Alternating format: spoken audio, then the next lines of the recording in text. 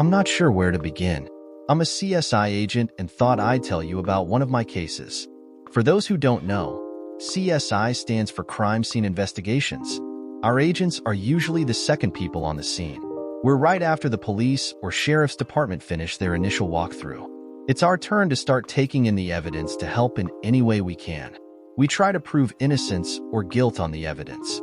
I'm Jim Lee, and I usually team up with Bobby. Her name is Roberta, but she prefers to be called Bobby by her coworkers. She is one nice-looking woman, but when it comes to work, she's all business. We were at the office when a call came in. 2 people were shot to death in a motel room. The suspect was found at the scene with gun in hand. Bobby and I headed over to the motel. This looked like one of the easier cases. It's not every day the suspect is standing there holding the murder weapon when police arrive. When we got there, we talked to the lead officer. He told us that they got a call of a shooting. When they arrived, they went into the room. The door was unlocked and slightly opened. On the bed was a white woman with a man on top of her. They were having sex, and in fact, he was still in her. He was still lying on top of her, both dead. 2 bullet holes, one in his neck and the other in the back of his head. The woman lay beneath him with 2 bullet holes in her face also. Apparently, there were 3 shots fired, and the bullet that went through the male victim's neck went clear through him and into her chin area. The officer also told us that the suspected shooter was standing there with the gun in his hand and dropped it when they entered the room. He looked at the officers and said he didn't do it. He wouldn't say anything else. He was in shock or bewildered. Of course, they did their usual cuffing and read him his rights. He refused to talk.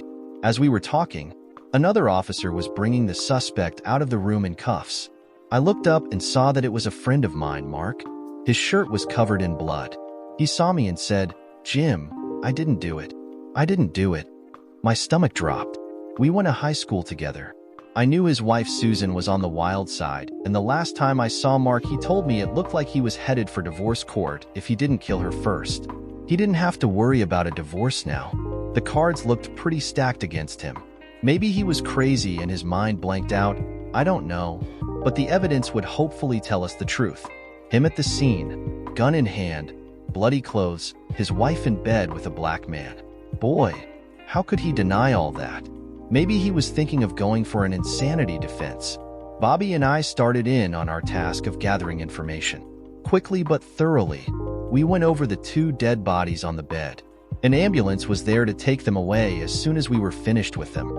The man was indeed still inside of Susan, and it looked like he climaxed as he was shot. You always read stories about it, but very rarely ever see it. She wasn't quite so lucky. Her face, what was left of it, showed total horror. The police were right. The first shot went through the man's neck and into her lower face around her chin. It looked like a second shot was fired into the back of the man's head and was still lodged in his skull. A third shot was fired into the forehead of Susan. We finished gathering evidence and went outside to look around. We followed procedure and looked for witnesses and tire tracks and whatever else we could find. While we were inside, we found a camera on the floor at the end of the bed and took it with us also. Mark's car was there, and we had it towed to our garage. We called the jail and told them we wanted all of Mark's clothes to check for residue from the gunfire. 3 shots at close range should leave some residue. I got a call from the lead officer who said that Mark kept saying he didn't do it and that I was the only one he would tell his story to. Man, I didn't want to get involved in this mess. All the evidence was pointing at Mark, an old friend. What the hell was I supposed to do? I agreed to listen to his story. I did tell him that his whole testimony would be taped. I was still obligated to do my job correctly. I also told him that I always go by the evidence, and right now it was getting overwhelming against him, but that I still keep an open mind till all the evidence is in. I also told him that if or when it goes to trial that I would have to testify as to the evidence. It would include everything he told me now also. I asked him if he still wanted me to hear his story. He said, "Yes, Jim, I trust you to do the right thing," and began telling his story. I turned on the recorder and sat back and listened. Mark's story. I didn't know what to do. I caught Susan cheating over and over and was now trying to figure out how to respond. We haven't been getting along for quite a while. We were married 5 years before the problems began. We had 2 kids, Mark Jr. and Kayla. As you know, Jim, Susan and I got married fresh out of high school. I started work in one of the local factories, and she works for her dad in an insurance agency. Her dad is wealthy, but not to the rich standpoint. He's well known in our area and pulls a lot of weight. He didn't mind Susan and I dating in high school because I was the popular high school jock, and of course he told everyone that I was dating his daughter. As luck would have it, I broke my leg in the last football game my senior year. Any chance of a scholarship was gone. I wasn't that smart for any academic-type scholarships, so college was out of the question. My parents wanted to try and fund my education, but I told them not to waste their money. I really didn't know what I wanted to do anyway. After graduation and my leg healed, my dad got me on at the factory. It was hard work, but paid well. I did my best since my dad got me the position. He passed on just last year. I really miss him. He was too nice and too young a man to die so early in life. Of course, after Susan's dad found out I wasn't furthering my education, he told Susan that he didn't want her dating me until she turned up pregnant. He was pissed. There wasn't much he could do about it. Susan and I got married before she started showing very much. Her dad wanted her in a white dress. Of course, once the baby was born, everyone figured it out. Either the baby was 3 months premature, or Susan was pregnant before she got married. Big deal. It happens a lot. We were happy and got a small place and settled down. Of course, Susan's dad and I never got along. I wasn't good enough for his precious little girl. We went on and life seemed good. We had our arguments like all couples, but her parents were always interfering. She said she wanted to work instead of staying home with the kids. She started working for her dad as a secretary for his agency. My mom babysat the kids. Susan hadn't worked for 3 months before our love life took a hell of a dip. She was always too tired or not feeling well. One morning she was getting dressed and was putting on a somewhat short skirt. She wasn't wearing any underwear. What the hell is going on? Now you don't wear panties? I asked. She didn't look disturbed at all. No, I stopped wearing them 6 months ago. For some reason I kept getting a yeast infection about every 3 months, and when I went to the doctor, she told me to go sans panties. Since I've done that, I haven't had a yeast infection. What about periods and times like that? Of course I have to wear them then, but I wear a pad and then it's only for a week. What do you think I do? Show my bum to the world? Most of the women I know don't wear panties unless they have to. I didn't know what to think. I always thought most women wore panties. It's not like I check every woman's bum out looking for a panty line. I knew I would from now on. Our sex life didn't improve, and all I could picture was my wife running around showing everyone her bum. I did talk to a couple of women that I was friends with and asked them if they wore panties. They laughed at me until I told them I was serious. Well, Mark, to be honest with you, I both do and don't. When I wear shorts or pants, I usually don't wear them. If I wear a skirt or dress, yes, I definitely do. I know guys are going to try and look up my skirt, and I guess I don't always sit ladylike. Carol was probably my best female friend. If I hadn't been married, I know I would have liked to date her. She was always nice and friendly. She was one of the few women I could talk to about my problems. Thanks, Carol. I appreciate your honesty. And yes, I try and look up your skirt too. You have blue panties on today. I laughed. Guys do that. I don't know any that don't. Maybe all guys are pigs, but a girl in a short skirt or dress will always get my attention. So what about Susan? I wonder if she told me the whole truth. I'm always reading these stories about cheating wives. It seems to me that working women are at a greater risk of having an affair. Granted, stay-at-home moms can cheat too, but working women will get hit on daily. They would seem to need to be stronger in their marriages to fight the onslaught of being pursued. If women also went without panties and men noticed, wouldn't they get hit on more often? So I was thinking, if you take a young pretty woman like Susan, and not the greatest marriage. Our marriage was in deep shit. I needed to do something to try and win her back. When she got home from work, I told her my mom would watch the kids and we could go out to dinner. She kind of grumbled, but agreed to go. It didn't go well. All she talked about was herself, her new friends at work, and how much fun they were. This got me to thinking. Here I was working hard my whole life, and I could never describe being at work or the people there as fun. Why would her place of employment be so much different? She didn't wear panties out to dinner either, and we sat at a table. I tried to watch her eyes and noticed her looking around a lot. There were men in booths behind me, and I think they were getting a show. I knew then that we probably couldn't salvage our marriage. I knew deep down that she was screwing around on me for quite a while now. I decided not to even talk to her about it anymore. I had lost my respect for her. Some things you just know. All I needed now was proof. I felt so sorry for our kids. I spent more time with them, and the three of us always did things together. They always ran up to their mom when she came home and told her about their day. She always told them the same lies. Boy, I sure wish I could have been there, but mommy has to work. I wanted to hit her in the face so badly, but I had to think of the kids. It's bad enough they had a mother that was a tramp without having a father in jail. Now, here I am anyway for something I didn't do. Damn it. For the next few weeks, I watched her closely. Whenever she called and said she had to work late, I would have my mom watch the kids and follow her. She was always going out with men from her office. I started taking my camera along and took pictures of her and her friends. She always ended up at motels, and I took pictures of them going in. I never got pictures of them having sex, just going into the motel. I'm sure they weren't cleaning rooms. I knew the marriage was over. After the first time seeing her with another man going into a motel, I started planning my divorce. I no longer approached her for sex. Seeing her just made me sick. Every time I looked at her, I pictured her in bed with someone else. It just made my stomach churn. One time I remember telling Susan that if I ever caught her cheating on me, I'd kill both her and the son of a witch she was with. She just yelled back at me that she wasn't afraid of me. She said that marrying me was the biggest mistake of her life. She told me what a lousy lover I was. I asked her, "How would you know unless you've bedded down with someone other than me? We were both virgins when we met. So I guess you have been sleeping around." She was nervous now. She was trying to figure out what to say.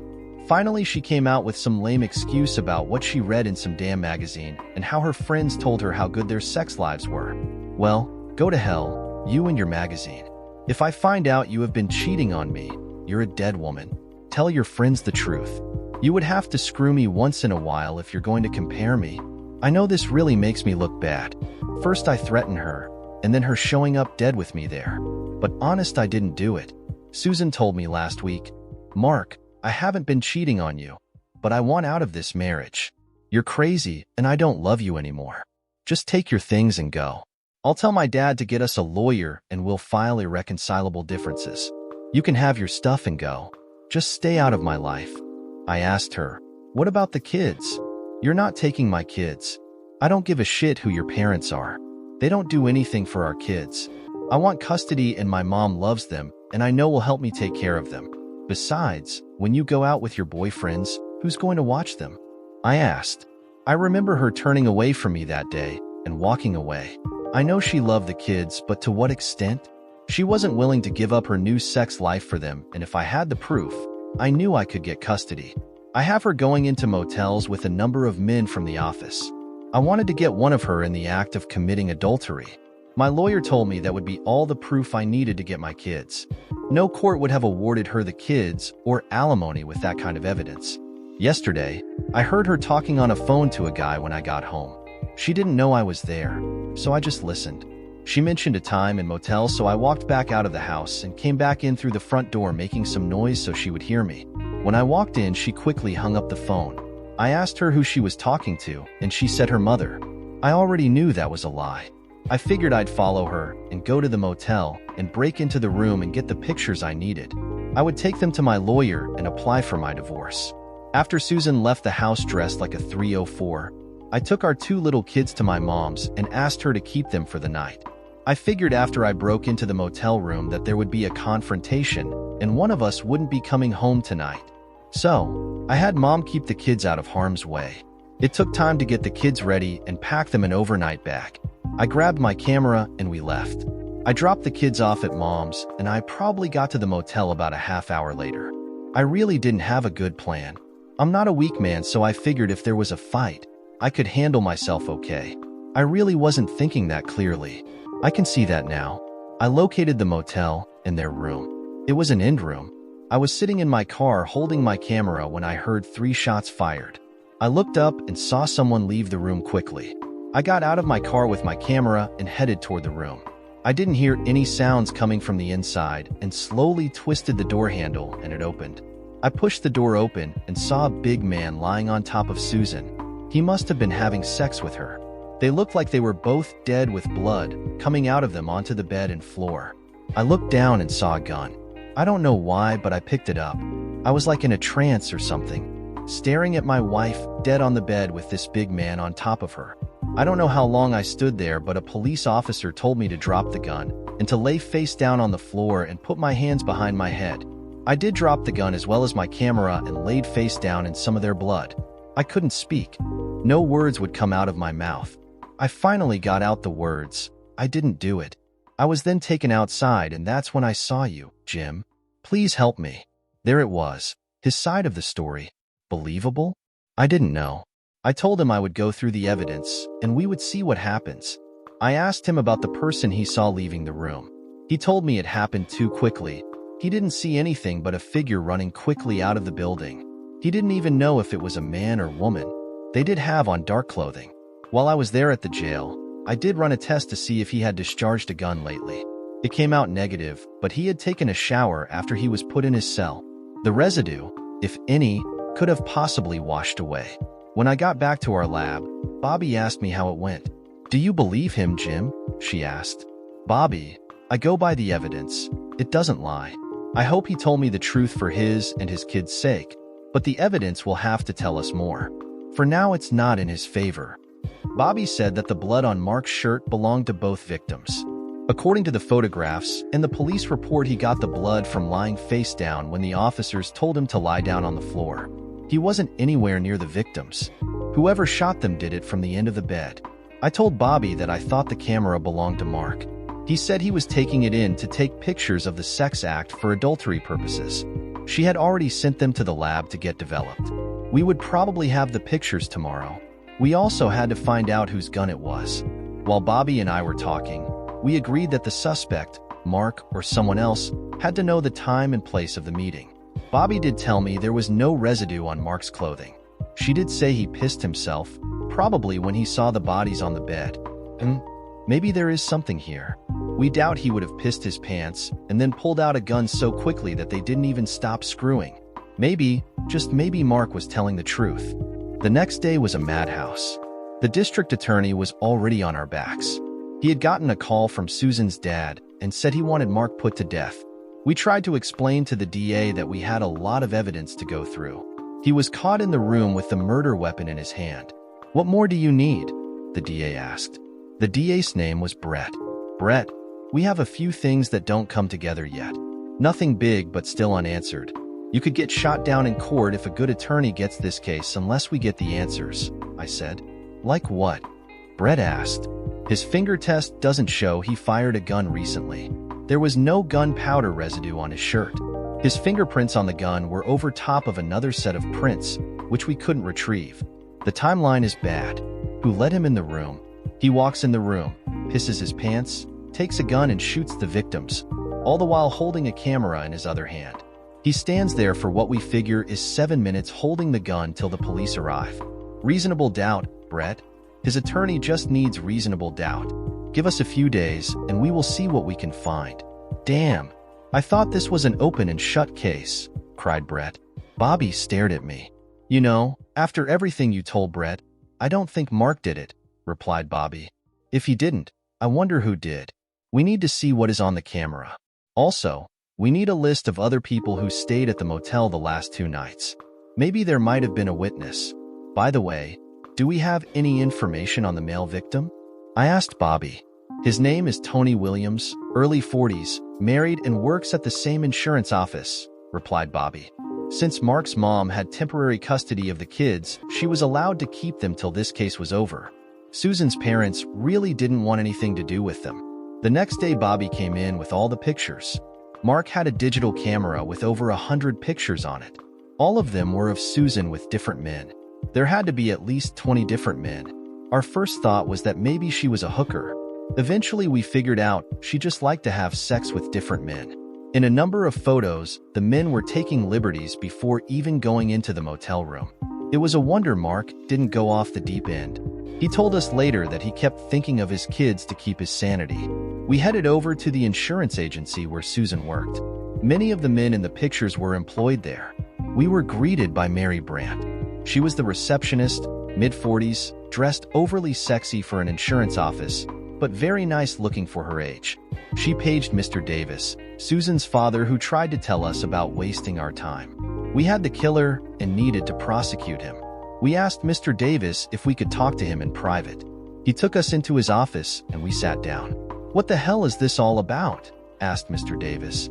"Well, sir, there is a slight chance that Mark might not have been the killer. We have to close a few doors before filing the charges. We have photos of your daughter with other men. Unfortunately, we have to talk to them, and many of them work here," I replied. "Bullshit. You have your damn killer," he screamed at me. I took some of the photos of his daughter with a few of the men in the agency with them going into motel rooms. "Here, Mr. Davis, I didn't want to bring this up, but we have more pictures of your daughter with other men. I can't believe this was going on in my own business, my own daughter. These son of witches are going to pay. Mr. Davis, we need to talk to these men. What you do afterwards is not our business, but we need to talk with them all now." Mr. Davis called his secretary, and she led us to a room and had 12 different men from the agency come in one at a time and talk with us. They all said about the same thing. Most of these men were either married or divorced. None were single. Makes you wonder how many divorces might come from this one woman's sex addiction. Why are so many men so weak? She started strutting her stuff in front of everyone. Hell, she was a good-looking piece of shit. She would sit at her desk and spread her legs, showing off that kitty. How can anyone not take advantage of her? On top of everything else, she was the boss's daughter. That alone made it worthwhile. A number of responses were very similar to that one. She was always showing off her kitty. "What's a guy to do?" said some. A few men denied having sex with her till they were shown the pictures of them going into a motel with her. A couple even said they wouldn't talk to us without an attorney present. We explained that we were just checking out leads, but if they felt they needed an attorney present that we would oblige. But it would be made known and probably throw out a red flag. Most talked to us after that. One guy, Bill, was in love with Susan. He wanted her to divorce Mark, and he was going to divorce his wife and marry her. He was really mad when he found out most of the office had relations with Susan. When he found out she was having a date with Tony, he was really pissed.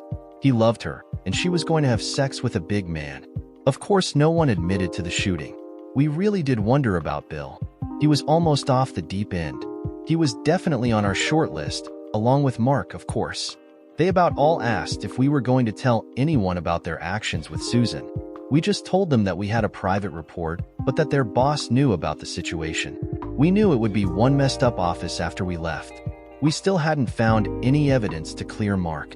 Actually, he had all the more reason for revenge. Our next stop was Tony's house. We needed to talk to the big male victim's wife. Tashika Williams was her name. A good-looking woman in her 30s. She came to the door in a somewhat sexy nightgown and a silk robe. "Can I help you?" she asked. "Mrs. Williams, we are with CSI Crime Team and have a few questions to ask you about your husband, Tony. First, we would like to convey our condolences. We know this is a bad time for you, but we have to gather whatever information we can as early as possible. May we come in?" She looked a bit nervous, but invited us in. We asked all the basic questions, including, of course, her whereabouts the night before. "Look," she said, "Tony and I were talking about getting a divorce. We weren't getting along very well. He started cheating on me and I kicked his bum out a few days ago. I didn't kill him, and besides, didn't they catch the guy with the gun in his hand?" she asked. "Yes, there is a suspect, but we aren't sure he is the killer. We have to check all the evidence. Where were you last night, Mrs. Williams?" Right then a man came through the hallway. "What's going on, Tashika? Who are these people?" the man asked. "They're investigating Tony's murder. They want to know where I was last night," Tashika laughed. "She was in bed with me screwing up a storm. If it's any of your business," the big man replied. "May I ask your name, sir?" I asked. "Angel White, if it's any of your business. Tashika and I were here all night.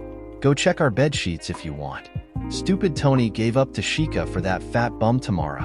What a fool. Tamara? Who's Tamara? I inquired. Tony's new girlfriend, or at least was. Didn't she get murdered at the same time with Tony? Angel asked. "Do you have Tamara's address? We would like to talk to her." In answer to your question, Tamara wasn't with Tony last night. "Sorry, we can't tell you any more right now." Tashika said, "Better watch it when you go see Tamara. Damon, her husband, is a maniac. I don't know if he knows about Tony and Tamara." Bobby and I left Tashika's house. What a mess. Mark's wife sleeps around with God knows how many guys. He could be facing 2 counts of murder. His wife's dad didn't know that 12 of his agents had slept with his daughter. One of the men, Bill, loved his daughter and was willing to divorce his own wife to marry her.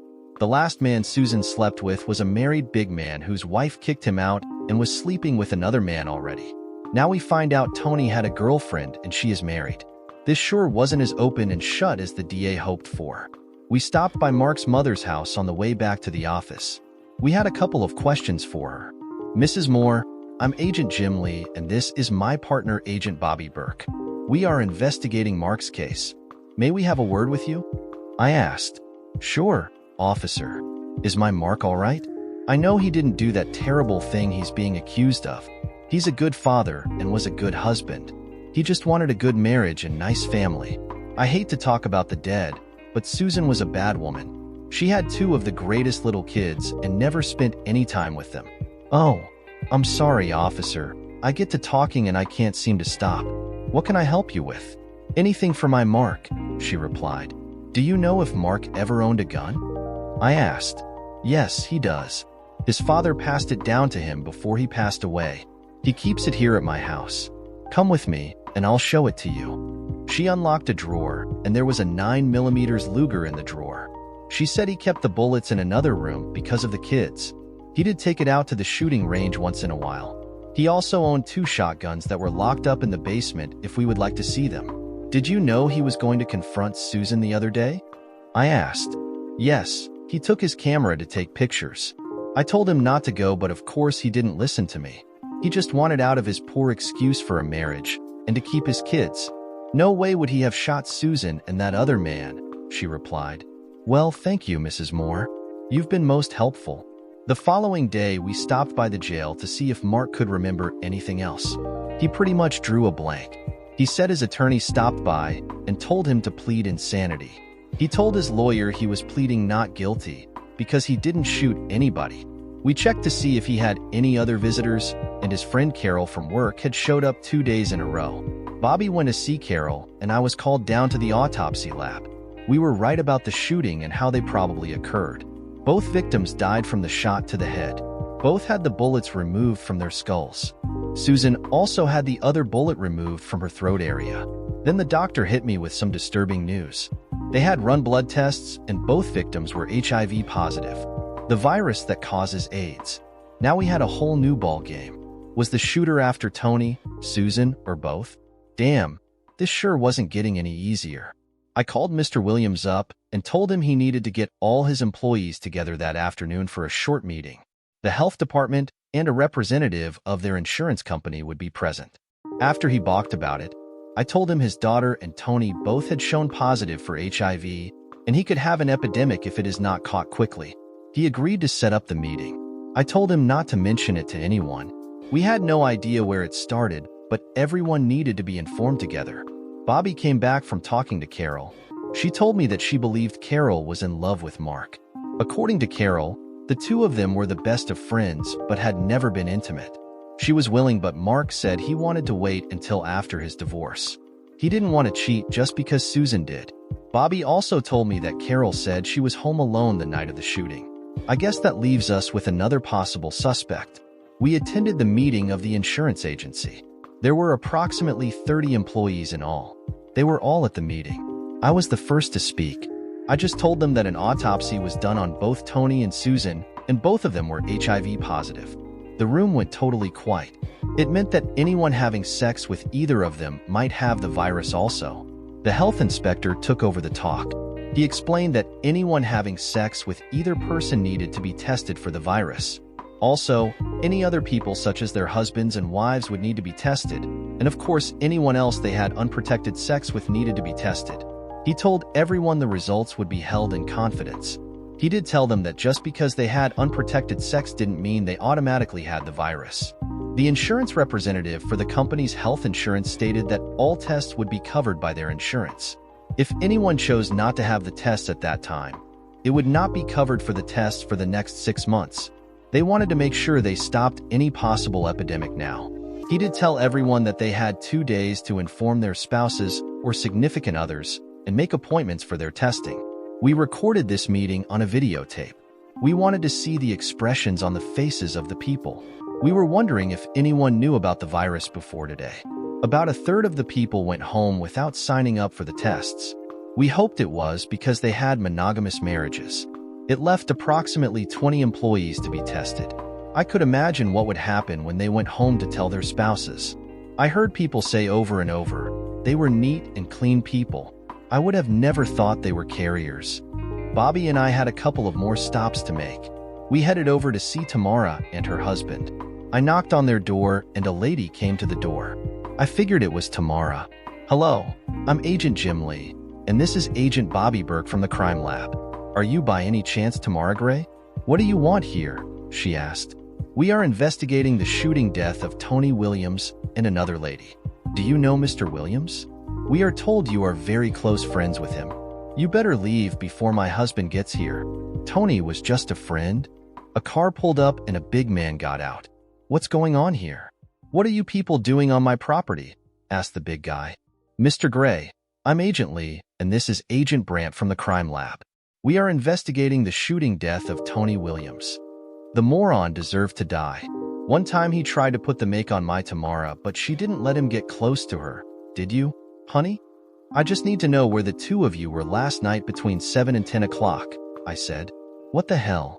I didn't kill the scumsucker. I might have if he ever came back to bother Tamara. I was hanging out with my homeboys, and Tamara was home watching the television. Now get the hell out off my property. Thank you for your time, and, just so you know, Tony tested positive for HIV. Good thing Tamara said no to him." Tamara looked scared to death as we left. We wondered if she was going to tell her husband. We notified Tony's wife about the virus so she and her latest boyfriend could get tested.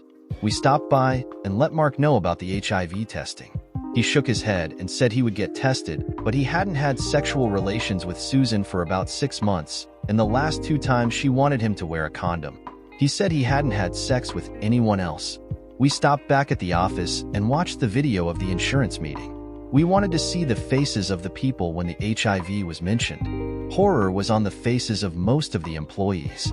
They all looked rather stunned. That is all except one person. We ran copies of pictures of a few of the individuals. I was looking over at Bobby while she was making copies of the pictures and thought what a nice-looking gal she was. We were both single and had a lot in common. I thought about asking her out sometime. I definitely had to give it some serious thought. The phone rang, and it was the motel manager. He said he might have some information and a possible witness. The only problem was that it was a drunk. We told him we would be right over and drunk, or not we needed to talk to him. We still wanted to know how the suspect got into the room without making noise. Surely 2 people don't go into a motel room, take off all their clothes and start having sex with the door open or even unlocked. Mark told us that he saw a person leave and left the door ajar. It makes more sense than anything else we had going, but how did they get into the room without a key? We stopped in to see the motel manager and the clerk that was at the desk that night. We asked the clerk to explain everything he could remember about that night and to please leave nothing out. The clerk began. A good-looking tall big man came in for his key. A woman reserved the room earlier in the day. He came up to the desk and he paid for the room, so I gave him the key. He said, "Thank you," and left. "So you never saw the woman?" I asked. "Not then, I didn't, but a few minutes later a woman came in and asked for a second key. She said she would be going out and didn't want to disturb her boyfriend when she came back. She told me the correct room number and the name of her boyfriend, so since he just left the office, I gave her the key. I handed him the photos that Bobby ran off and included 2 of Susan. Do you see a picture of the woman you gave the key to here?" The clerk looked through about a dozen pictures and handed me one. "This is her. A nice-looking lady. She was dressed in black," the clerk replied. "Are you sure? There's no doubt?" Bobby asked. "I'm positive. Why do you keep asking me?" the clerk responded. "It's because the person you gave the key to was not the victim," Bobby replied. "Oh my God, I didn't know. The police didn't let anyone near the room, so I just assumed it was that woman. It's okay. You did the right thing in calling us. Where is the drunk gentleman you spoke of? The manager took me to a room around the corner and knocked on the door. Fred, the police are here to see you, the manager said. Fred opened the door and we introduced ourselves. Fred said that the night in question was a nice evening, and he sat with his door open and was just having a beer when he heard what sounded like gunshots. He had his television on an old Western and just thought he had it on too loud. A few seconds later, a woman ran by his door, got into a car down the lane, and sped off. She kind of tripped in front of the door and broke the heel on her shoe. He said he picked it up and set it on the dresser in case she came back for it. She never did. Didn't you hear sirens shortly after that? Did the police come and talk to you? When we came around the corner, your room was dark. I was half drunk. As soon as I picked up the heel, I closed my door and turned off the TV and the light and went asleep. It wasn't till today that Bob, the manager, told me about the killing. He told me I should talk to you, and that's about it. Don't know if it helps you any, Fred replied. Would you be able to identify her from a picture? No, she just kind of ran by, except for the heel thing. She was wearing black and even had on a fancy kind of black hat. I would say she could have been a light-skinned woman. As I said, I didn't see much. Do you still have the heel of her shoe? Bobby asked. Yeah, it's right here. Don't touch it anymore. We may be able to get prints off of it, I said. Bobby put on a pair of gloves and put the shoe heel in a plastic bag. We thanked Fred and the motel manager for their information. We now had another suspect with details surrounding her. We headed back to the office and lab to piece our information together and to find out who owned the gun. Bobby took the heel to the print lab while I check on the gun ownership. The gun was registered to the victim, Tony Williams. Now we had to wonder how he was killed with his own gun. Bobby returned with the fingerprint match on the shoe heel. There were two sets of prints, one belonging to Fred the alcoholic and another set belonging to our new suspect. We had to call a judge to get a search order ready. While we were waiting for the search order from the judge, the DA showed up. He told us he could only hold Mark one more day or file charges against him. We told him we had another suspect and we were leaving with a search warrant.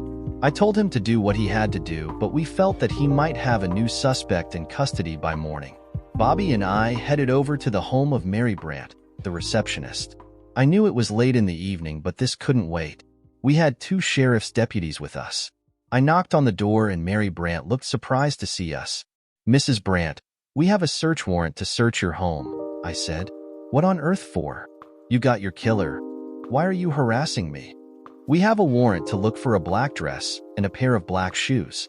Please let us in, or we will have to arrest you for impeding our investigation. She let us in and sat very nervously on her couch, not saying anything. The officers went into her bedroom and brought down two black dresses. We didn't know which one she would have worn that night, so we gave her a receipt for both of them. Bobby came out from the garage and had a set of high heels with one heel missing. She found them in the trash. Mrs. Brandt, these will be returned as soon as we run some tests on them. We are sorry for the inconvenience, but this is information we needed. It was standard talk that we gave when taking evidence. We headed back to the lab and Bobby ran the gun residue test. There was residue on the front of one of the dresses and the heel indeed fit the broken shoe. We were pretty sure we had our shooter, but why did she do it? The next morning we went to see Mrs. Brandt at the agency. We took along a uniform officer who would be making the arrest. Brett, the DA, stopped by and asked to come along. As we walked into the office, Mary looked up and looked scared as tears started to form in her eyes. We asked Mary to come with us down to the station for questioning. Walter Davis came out and asked what we were doing. We explained that we were taking Mary in for questioning and we would talk with him later. The deputy cuffed her, which surprised Mr. Davis, and she was put in a squad car and taken to the police station. I spoke first and gave Mary her rights. Mary, we know you did the shooting. We have eyewitnesses who saw you. The clerk, when you got the key, and a man seeing you flee from the room moments after the shooting. Your black dress had residue stains on it from firing a gun. We also have the broken heel of your shoe with your fingerprints on it. We know you killed Susan and Tony, but we would like to hear your side of the story. Mary knew it was over. There was no way she could hide it any longer. We did uncuff her, and the DA, Bobby, and I listened to her story. Mary's story. I was the queen in this agency before Walter brought his daughter in here. I was the one that all the men looked at, the one they dated and had sex with. I had my pick of the litter as far as these men were concerned. They wanted me, and I was happy to oblige them for many years. I know I was older, but men like experienced, good-looking women like me. It was me who got all the attention till that 304 started working here. Her daddy thought she could do no wrong. She would sit there day after day, showing her kitty to these men. They no longer came to me for sexual favors. They went to that 304 Susan because she was younger. I hated her. Tony still came to me. He was one of two big men that worked at this firm. When he first came to me, I went with him because of that fantasy. I fell in love with Tony, not because of his size. Hell, he was smaller than a lot of the other men. His tool was half the size of Walter's. The thing about Tony was he was so charismatic. He had a way of sweeping women off their feet. I've been divorced for 3 years, and I started having sex with Tony a year ago. About 3 months ago, he told me I was the best woman he had ever been with and was going to divorce his wife and marry me. I was so happy. I finally wouldn't have to hide the fact I had sex with this wonderful big man. He would be my husband. I know I was a few years older than him, but he said it didn't make any difference. After that, I let him have me any way he wanted. Last week I broke out in my vaginal area. It was a yeast infection or rash of some kind. I went to my gynecologist, and she ran some tests. She called me the day of the shootings and said she had some bad news. I was in the early stages of AIDS. I was devastated. I went to the ladies' room and cried. After regaining my composure, I gave it some thought and decided to go on and try to enjoy my life. The doctor said that there were some treatments to help ease the pain, but there wasn't any cure. About an hour later, I got a call from Tony. He was in his office and asked me to reserve him a room at the motel. I thought it was going to be for us, so I agreed and hung up the phone. After confirming the reservation, I was going to call Tony back and tell him about being infected with AIDS. As I went to hit his phone button, his phone light came on. It meant he was making a call. I don't know why I did it, but I hit my mute button and listened in on his call. He called that 304 Susan. It was her he was going to have sex with that night. After talking to Susan, he hung up his phone and left out the back way so he wouldn't have to face me. I cried as I went back to his office. Everyone else was gone for the day.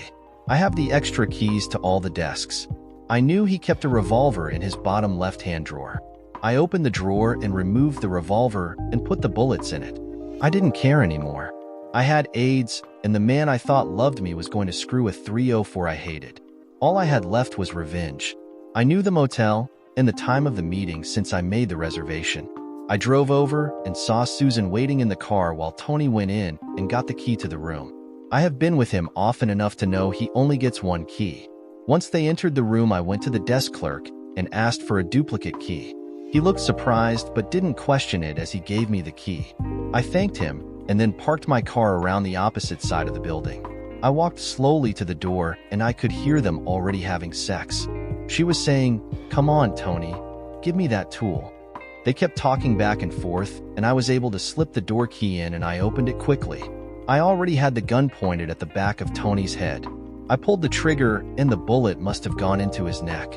I didn't even hear Susan scream. The bullet must have passed through Tony and into Susan.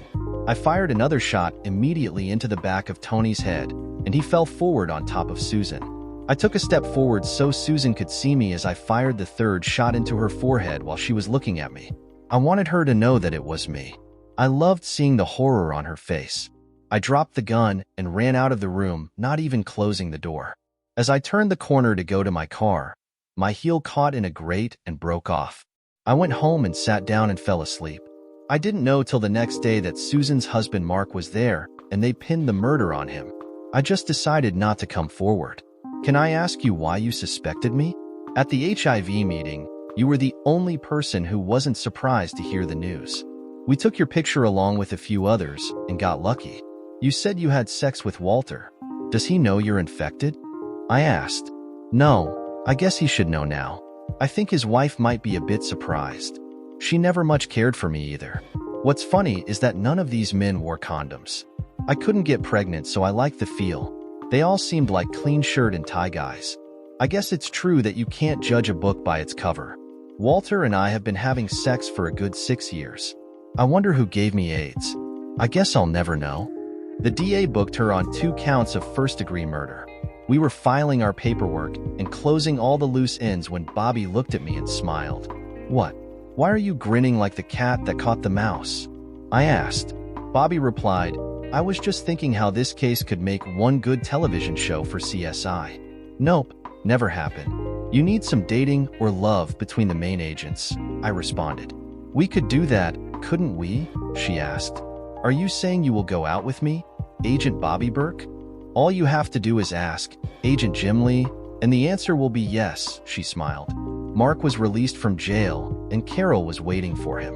It was tough on the kids for a while, but between Mark's mother and Carol, the kids should be okay. Mark and Carol are dating regularly. They take the kids with them every chance they get. Mark's test for HIV showed negative. He did tell me privately that he and Carol have gotten together, and he does wear a condom. At least for now. Mary pleaded innocent by reason of insanity. She lost and was found guilty of 2 counts of premeditated murder in the first degree.